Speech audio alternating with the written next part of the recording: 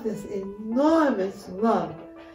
You just can't explain the enormous love I felt coming from my mother to me. I never felt that kind of feeling when she was alive. I knew she loved me. Trust me, I knew that by everything she did. But this love was so warm and enveloping. I was laying in bed, and people were walking very slowly by me. The right-hand side I didn't know, but they were all very friendly, and they touched my arm or my hand when they went by. But the other side were people that I knew. My mom and dad were there, my uncle. Everybody I knew that was dead was there. And they passed and did the same thing. It was this just mass green, like a pasture of green, green grass. But again, hard to describe because it was of a color green that I've never seen before. It was so vivid and so, it was like lifelike. And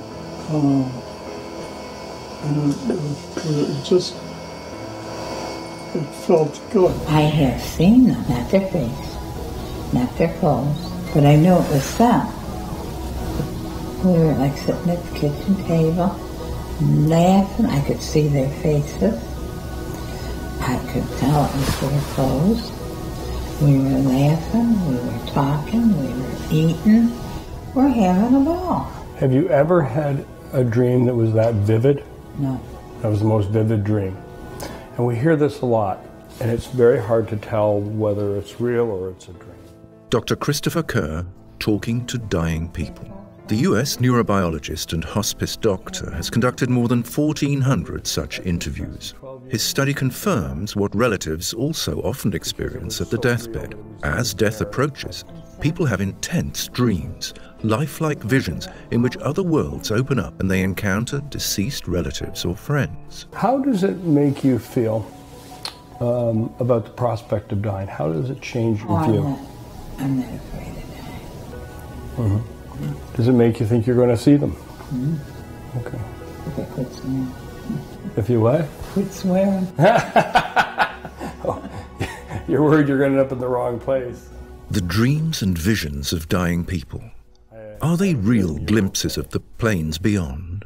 Is the secret of death revealed at the deathbed? By looking, listening, empathizing, instead of looking away, tabooing.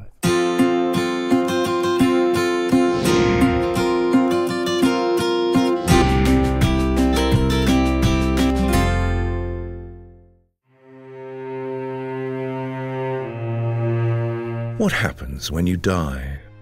In the last century, the German theologian and writer Johann Christoph Hampe was one of the first to deal with dying experiences. Similar to Raymond Moody in the USA, Hampe described elements of experience that can manifest near death, such as out-of-body perceptions. For him, death was the transition into another dimension. The experiences of dying people would point beyond mere belief and give an inkling of where dying will lead us.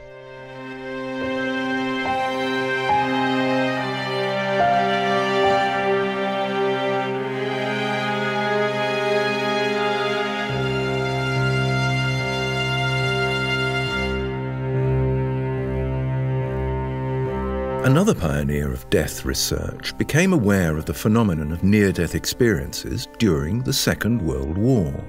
He was involved in operating on a severely wounded soldier. The latter later accused the doctors of having brought him back to life from paradise. Later, Eckart Wiesenhütter had 2 near-death experiences himself. The professor of medicine and psychoanalyst taught at various universities and was also a guest lecturer at Harvard. He devoted himself to the subject of death experiences as early as 1973, with widely acclaimed books and lectures. Im Unterschied zu Moody waren in Deutschland für Wiesenhütter und Hampe. In contrast to Moody, mystical experiences were also important for Wiesenhütter and Hampe in Germany. Mystical experiences in the sense that near-death experiencers had the impression of encountering God or the divine, not just encountering, but experiencing oneness with the divine.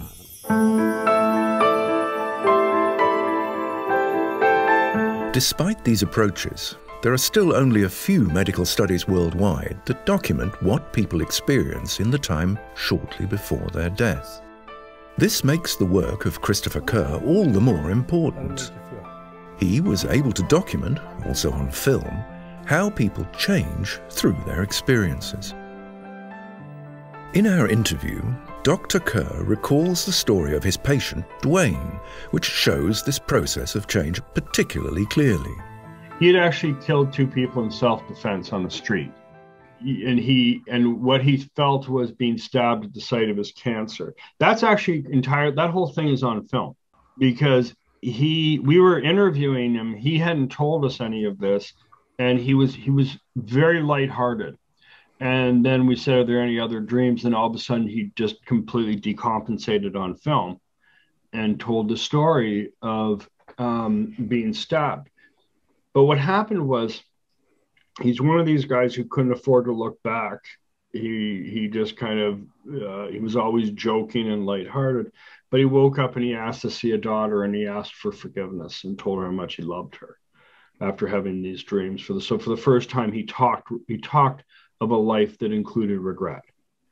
Again, transformative. It couldn't have had a bigger impact. That's scary. It's scary to me. I'm not a bad individual, man. Well, I don't cross a lot of people in my life, you know, and I need help. I need help, you know. I don't want to live my life being out in society walking, have to look over my back, man. I just want people to forgive me. And please know that I was sick at the time when I was doing certain things that was hurting them and their families. You know, that's all I want. I don't want them to look at me as a bad individual, because I'm not. You know, I need help. And the daughter's also on film, talking about what it meant for her to see that change in him. Brittany experienced the reconciliation with her father, which she had no longer expected, as a gift. Turned the corner like he was just walking with his walker, and I said, "Hey, old man." And it was like, I guess he heard my voice and he just like froze and like stuck, and he lifted his head up and he moved that walker and he snatched away from her and he just started walking towards me all fast. And we just like stood there for, I want to say like 3-4 minutes, and we just cried, and he just like kept saying like how sorry he was and like he didn't mean it. And I just told him, don't worry about it, I'm home.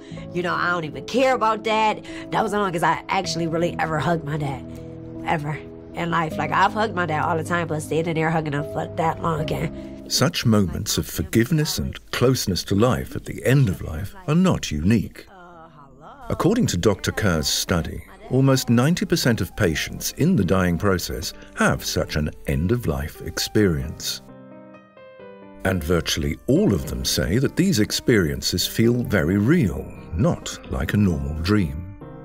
In terms of it being dreams, and this is where we get into trouble, because the only nomenclature we have is dreams or visions, and yet the thing we hear most commonly is no, these aren't like dreams, or I don't normally dream.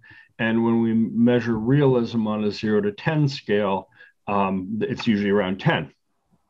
So these feel virtual or lived. What are the effects on the patients? Well, the vast majority, near 90%, have a very comforting and meaningful experience.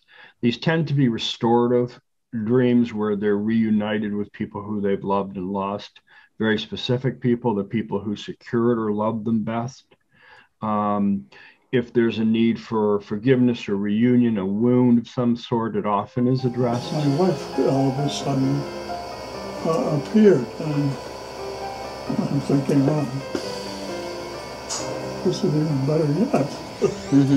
She had a certain smile about her that it was more like a joke. It was like I got you. And she knew me inside out.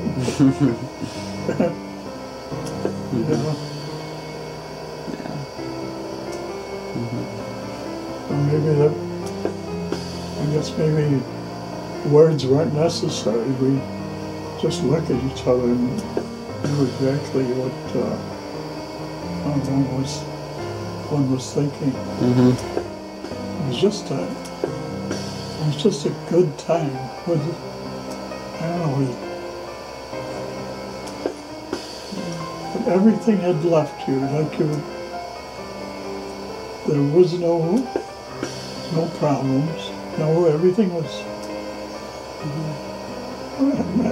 happiness. It was like you wish the world was. It felt good. Yeah. Felt like it was when you finish paying a bill that had been bugging you for years. Relief. It was that relief that it was gone. And it was, it was just a relief that everything was okay.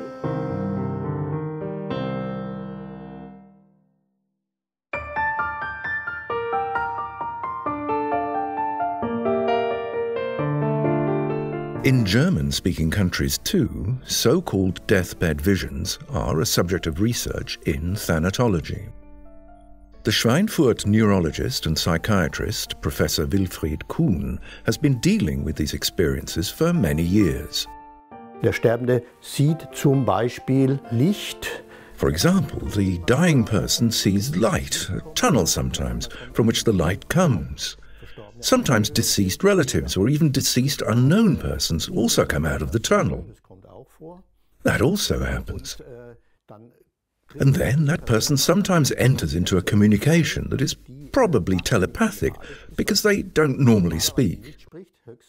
Only when she then tells the accompanying person, the relative or the carer, then she tells them about it. Sometimes she also says, "My father," or "Hello, mother, how nice that you are here." Such things are occasionally said, but the communication is mostly non-verbal. However, you notice that communication is taking place because the person's facial expression also changes then. It is usually a peaceful, smiling, blissful expression that can be observed. Then it may also be that beautiful landscapes are reported. That doesn't happen so often, but it is reported. People also tell relatives or the carer about beautiful music.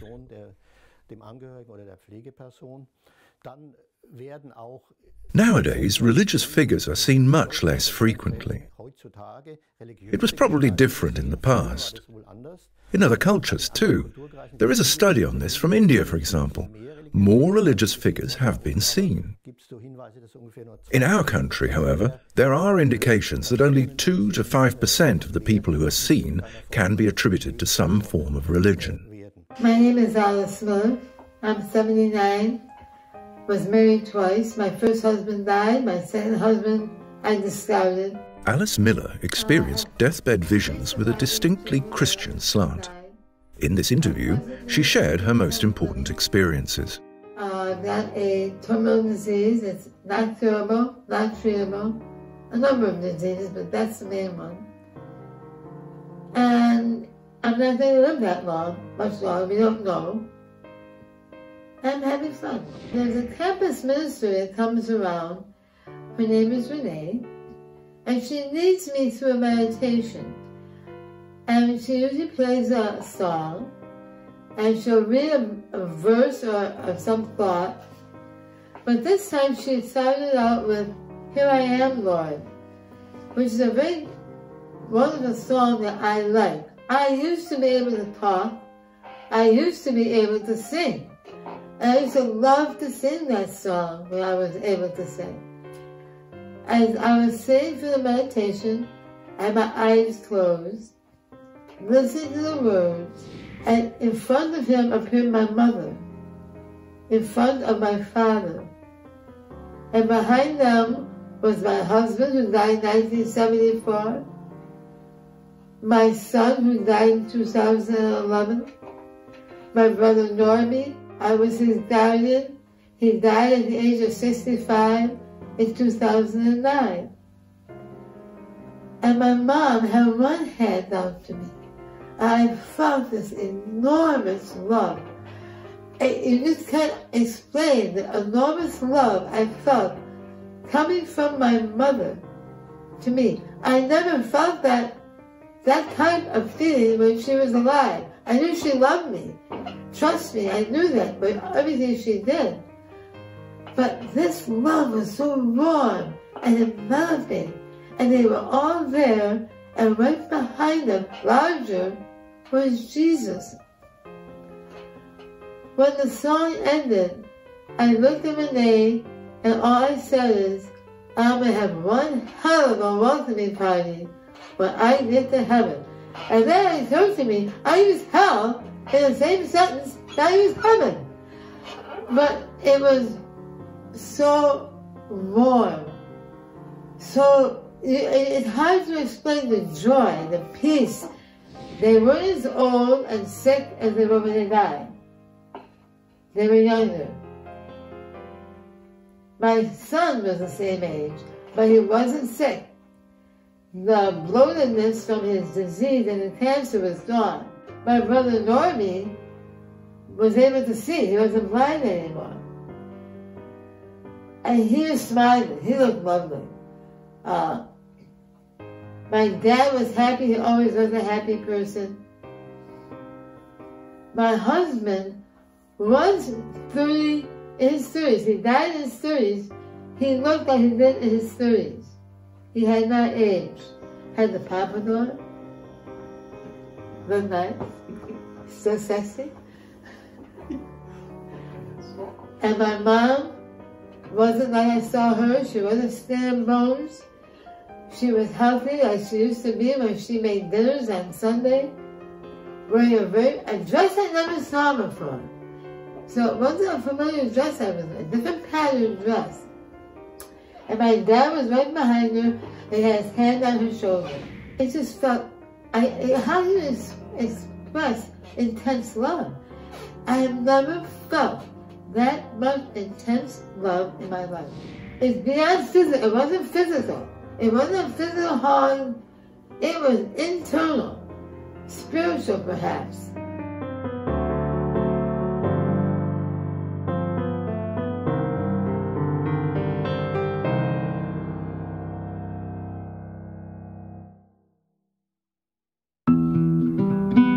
The normal dying process is comforting.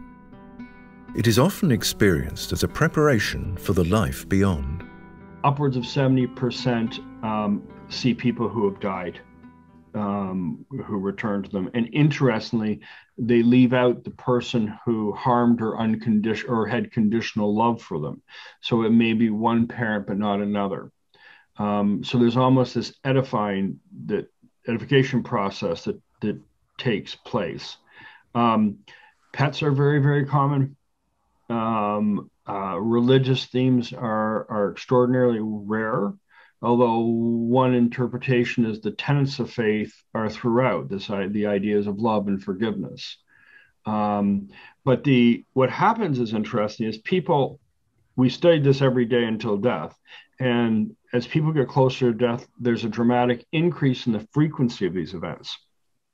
And but the content switches. So as you get closer to dying, you see more of the deceased than the living. And when you measure content and comfort, the theme that gives you the most comfort on a 0 to 5 scale is seeing the deceased. So there's like this built-in mechanism. As you get closer to dying, you're more put back to the people who you've loved and lost, and that, it turns out, gives you the greatest degree of comfort. She started like chanting, I'm going home, I'm going home, over and over and over again. And that's kept up almost all afternoon. Norb tells of the last days at his wife's deathbed. She sang, he gave her a drink, and after he raised the headboard of her bed, she stared steadily at the ceiling. About, I'd say right around 3 o'clock, I said to her, what are you staring at so hard up there? She says, it's the angels. They're coming down to take me home to heaven. And those were the last words that I ever heard her speak. She was total content. She had been fighting cancer for about 13 years prior to that there. And I knew that now she was at total ease. She's done. That it was the end, and she realized that she was happy that she was gone. And how does that make you feel? It put me at ease also, knowing that. It's been hard at times to grieve her loss, but knowing how she died, what mood she was in when she died, has put me at great ease over it, really. Now, do you think, often about that experience? Do you ever revisit it? Oh, yes. Oh, yes, I think of it there a lot. And still, how I can hear her chanting over and over and over again. It's made me feel at ease, knowing that she was at total at ease when she died. It wasn't that she was suffering or anything. She was happy that she was going. And the angels were coming to get her. That is the normal deathbed vision. But then there are others, and one of them is, for example, the empathic deathbed vision. And there, the relative, mostly the relative, less the carer, is often involved. The special thing about it is that mostly in the dying process itself or immediately before it, the relative sees how, let's assume the mother dies, how the mother suddenly leaves the dead body in the form of a shape, a being. The shape remains in a certain way, how she moves towards a tunnel that then opens up in the room somewhere, in a corner. And the person in the family, who is healthy, is drawn into this situation. They experience it.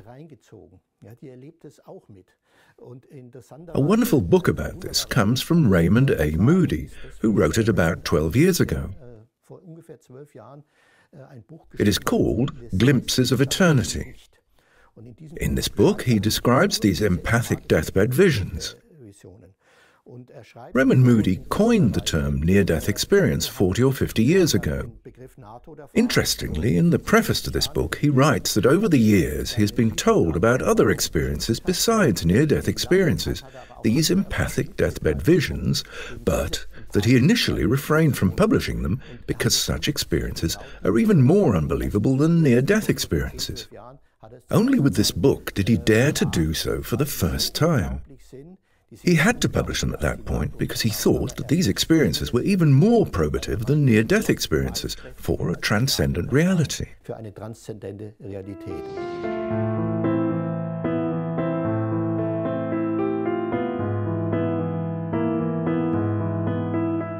The British neuropsychiatrist and death researcher Peter Fenwick also documented events in the dying process in a large study. He interviewed mainly nursing staff and also relatives, and was thus able to describe several common phenomena. We did 3 hospices and a nursing home in this country, and we did 3 hospices in Rotterdam to get a cross-cultural component. It's not very cross-cultural, but it's just slightly different, a little bit further away.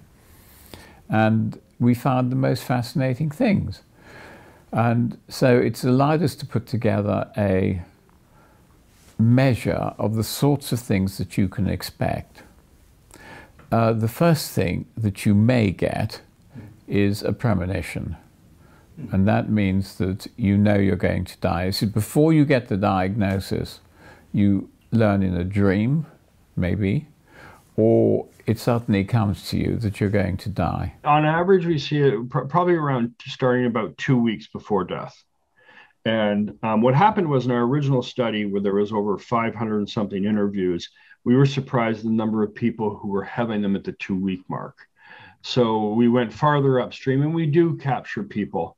And, you know, some of this is intuitive. You know, if you, you know, if in our earthly healthy concerns, we worry about taxes or bills or appointments or whatever. As you get closer to death, that change in vantage point becomes reflective and introspective. And you think about what really mattered for having lived.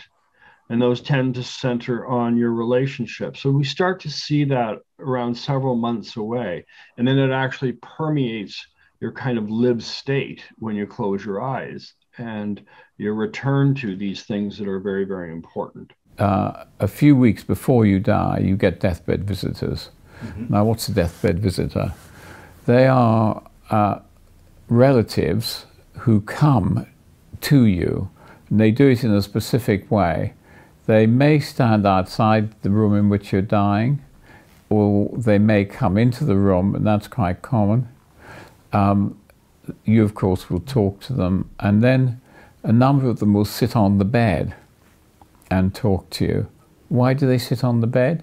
Because it's enormously comforting to you to have somebody sitting on the bed. I mean, if you've ever had an ill child, you know you don't just stand up and talk to it, you go and sit on the bed and hold its hand and so on. Es gibt auch andere Phänomene. There are also other phenomena in this, for example, the term peak in Darian. This is a phenomenon in deathbed visions where the dying person suddenly sees deceased relatives or other persons, but at that moment did not know that they were dead. We also found in our sample that spiritual beings were seen. Now, the spiritual beings behave slightly differently from the relatives. They tend to either wait outside the hospice, and they're seen through the window, or they may come to the door, and some of them come in. Now, I must point out that there's a big cultural element, because a paper published from the Bible Belt of America showed that angels were seen very commonly. Now, in our sample, only 3% of people saw angels, so it's much smaller over here. So I think there is this cultural component to it. Es gibt noch andere Phänomene die Sterbebettvision herum. There are other phenomena around the deathbed vision. For example, there is terminal mental clarity. Terminal mental clarity ultimately means that people who are dying suddenly become brightly awake immediately before death. People who are dozing off, almost unconscious, or somnolent, as we say in medicine, or demented, or had serious illnesses, who were no longer fully mentally alert, can suddenly be fully awake again. Even people who can call by their name relatives they could no longer name before. This is a phenomenon that occurs from time to time and is also reported again and again by carers. The Victorians used to call it late awakening, essentially. And what it was is that you suddenly sit up in bed, say hi to the people around you. Actually, you don't say hi, you say goodbye, because you know you're dying, and then you lie back and die. Now, that's interesting enough, but it's much more interesting than that, because people who are paralyzed and haven't moved maybe for a year, been in a long-term care home, they can sit up and do it.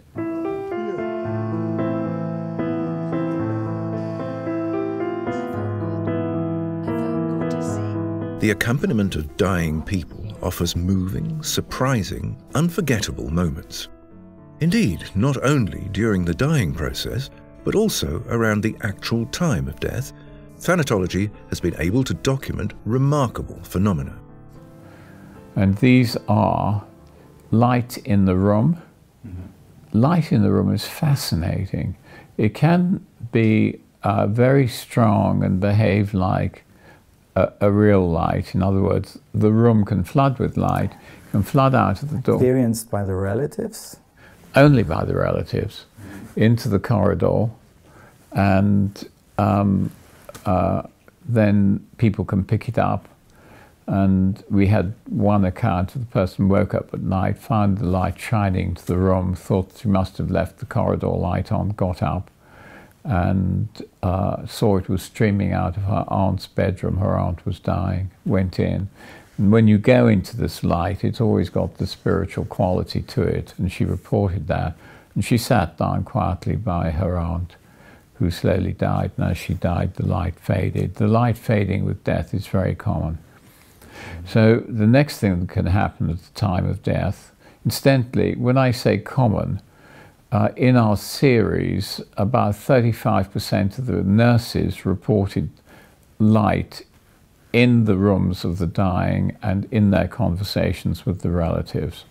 But it's a little bit more complex than that, because I've spoken to relatives where there's been a brother and a sister, and one of them will have seen it and the other one may not. So I think it's going to be an interaction between the person and what's going on in the dying process. So that's light. Next thing is shapes leaving the body. Again, really quite common. Lots of stories of that, and they describe it as, first of all, some people will describe a sort of mirage type thing that they see coming up. It's a sort of change in the atmosphere. And the other thing is that it can look like smoke arising, or it can have a definite form to it. And they're all variations on the theme. And it's very much how the Tibetan Book of the Dead describes these last phases of dying. They describe a mirage, they describe smoke, and then they go into orange sky and white sky, which is something slightly different, but it's a stage further down the line. So shapes leaving the body, quite common. Light and transformation. Then clocks stopping. Do clocks really stop? Well, the answer is yes. How do we know? Because people say their clocks stop at the time of death and show it. But what interested me is, okay, so I accept the pendulum clocks, you know, long case clocks, stop, because you could see that, sort of got a nice mechanical feel to it. But do modern clocks, which are LEDs, do they stop? What do? They turn the light out or what? And we got one or two accounts, and this is a nice one. Somebody came up to tell the person who's died brother that he had died. When he went into his house, his brother came to the door and said, "There's no need for you to tell me, I know." And when I asked him how he knew, he said, "Look at the clocks." And they'd all stopped at the time of his death and were flashing his death time. That's the story. But you get a lot of these stories, watches stopping and so on. So clocks still seem to stop even in this modern era.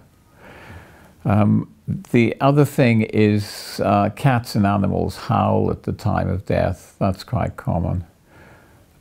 Common enough for people to report it. And birds, fascinating. If you talk to people in hospices, they'll tell you quite often that birds appear on the windowsills.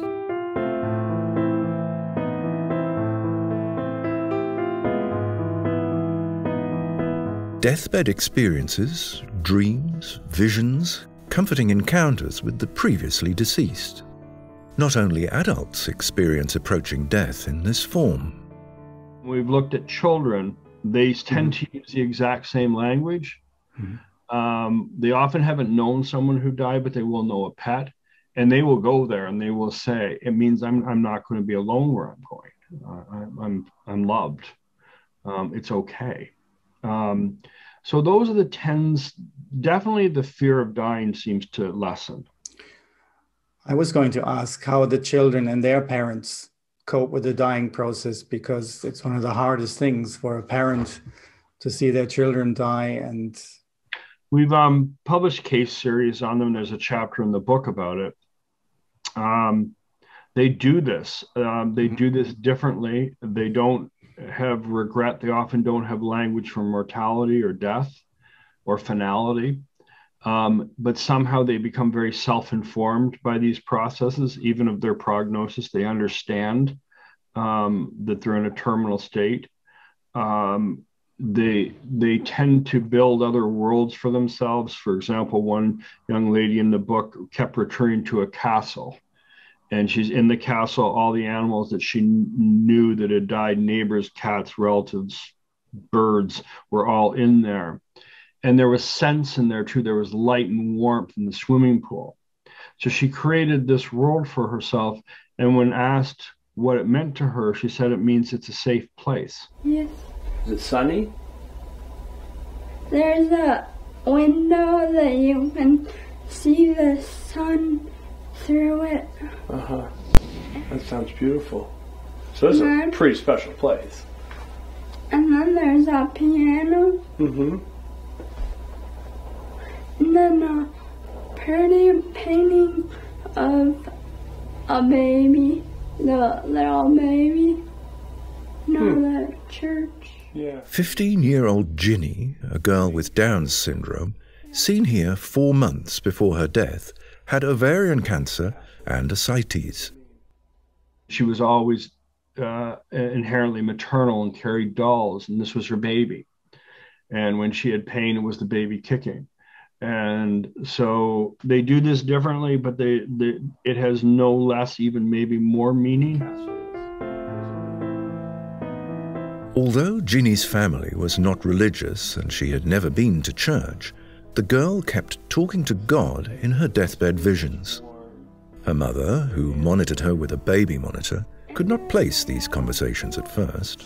I heard her voice in the bedroom over my baby monitor, and I thought maybe she was calling me, so I asked her, "What did you say?" And she said nothing, and then I heard her voice again, and I thought, what the heck, who was she talking to? So I went in there, and she said she was talking to God, and that he was a very old man, but a very good-looking, cute man, and that he was going to make her all better, and that she was going to go live up in the castle with my Aunt Miriam, who she had been talking to as well, and that there was a big, huge bed there, and I let her know that we were all going to be there together someday, that Mom was going to come there too someday when it's my time. And she said, and God will make you all better when you get there. What does it all mean for you? Well, it kind of helps. I mean, sometimes I think it's real. For real? Are you really talking to God? I don't know. After the conversation with God and after my talk with her, she's been just calm.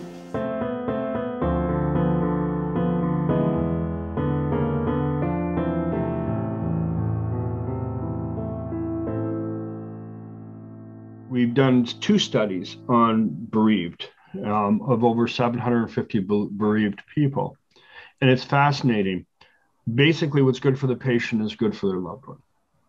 And when we've used actual validated measures of grief and bereavement processing, what we have found is that these experiences actually enormously help them. Sometimes, often, they're connected to that patient's experience. The dying process itself is enormously interesting and important, and we all need to learn this. In fact, we should be taught it in school.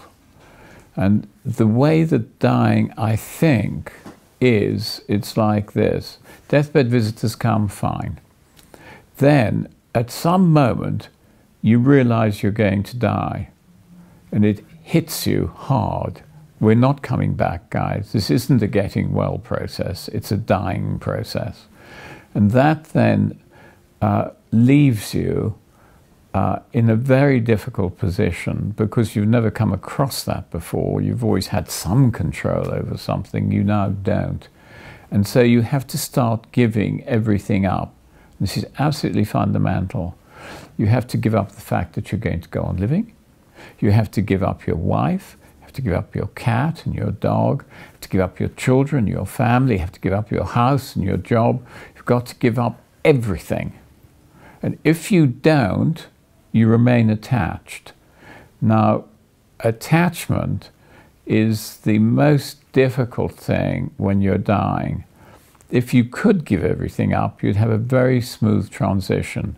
You go from this pre-transition, where you're attached, to transition, which is a sort of intermediate one, to post-transition.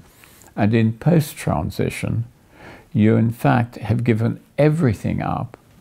And you go more and more into the spiritual domain. And it's just like that.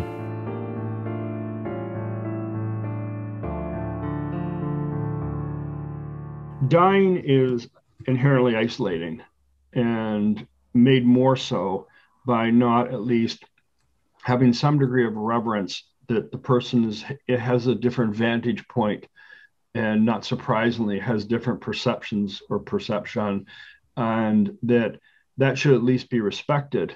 That dying is really less of a physical phenomenon, it's pretty anticlimactic. But at the experiential or subjective level, something very profound is happening. And giving permission for that is important. You know, one of the worst thing that can happen is you medicate for this and you sterilize people from their own dying process.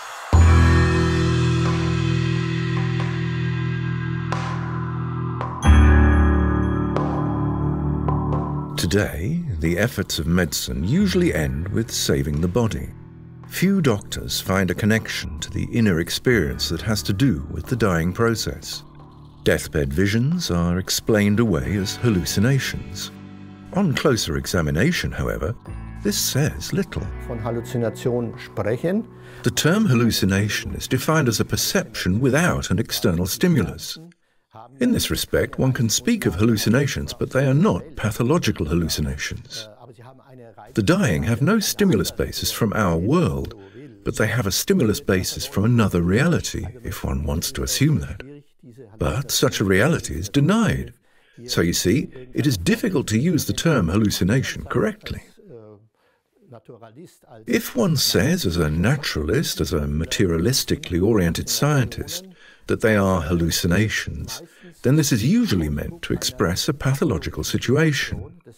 That is, the dying person has a lack of oxygen and is in a pathological state, hence the hallucination. Hallucination has a negative connotation. But with the dying, it actually has a positive connotation, if you like. Peter Fenwick, der diese Sterbeerlebnisse untersucht hat. Peter Fenwick, who has studied these dying experiences, points out the problem that arises from the tabooing of these experiences. He says that even if the nurses personally tend to think that these are not hallucinations, they dare not talk about it in the team if the doctors consider it a hallucination. And that also means that they say, if a dying person has such an experience, we don't know how to deal with it because we haven't learned. Presumably, a carer also asks themselves, if I take this seriously, react accordingly, and a doctor finds out, how will he react? Is it okay for him what I did? Therefore, it would be very important for medicine to clarify how to deal with these experiences, because not taking these experiences seriously means not taking dying people seriously in an important aspect of their lives. And I don't think we can make these things taboo, because there is absolutely no reason to do so. No one has to believe that there is an afterlife or a continuation of life. But to respect this level of experience and to leave its meaning open, regardless of my own opinion, to appreciate that these people have such experiences, that would simply be important. And we should actually be able to agree on that.